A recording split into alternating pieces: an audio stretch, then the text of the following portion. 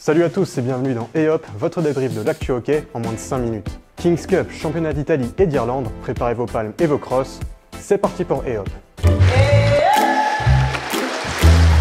Le championnat d'Italie s'est déroulé il y a 2 semaines à Bologne. La compétition a réuni 10 équipes. Les tenants du titre de Sub Cagliari ont été sacrés après leur victoire 3-1 en finale face à la jeune équipe de Just Apnea.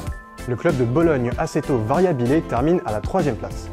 Direction l'Irlande où la première journée du championnat national a eu lieu samedi dernier. Le nouveau complexe du South Lake Leisure Center à Craigavon en Irlande du Nord a accueilli ce championnat à 5 équipes. Les 3 équipes de Dublin terminent aux 3 premières places.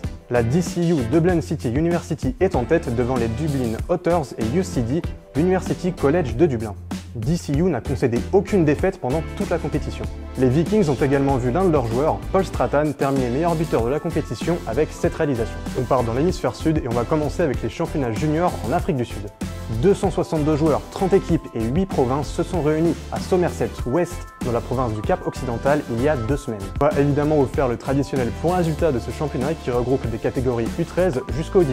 L'équipe de Gauteng North a remporté les U19 masculins alors que Gauteng s'est imposé en féminin. Ça a été l'inverse en U15 avec Gauteng North victorieux en féminin et Gauteng en masculin. Enfin en U13, les équipes étaient mixtes et c'est Wescus qui l'a emporté. On va terminer avec un avant-goût de championnat du monde avec la Kings Cup qui s'est déroulée au Gold Coast Aquatic Center de Sydney la semaine dernière. 18 équipes de 6 états différents ont participé à ce tournoi. Dans la catégorie A, les Western Amigos devancent les Brisbane Barracuda et Gold Coast One. En catégorie B, ce sont les Melbourne Marauders qui l'emportent devant l'université de Wollongong et l'équipe de Catastrophe. Enfin en catégorie C, Maribyrnong s'impose devant les Sydney Kings et Murrayfield. Et voilà, ce EOP est terminé, on se retrouve dans 2 semaines pour un nouveau débrief de l'actu hockey.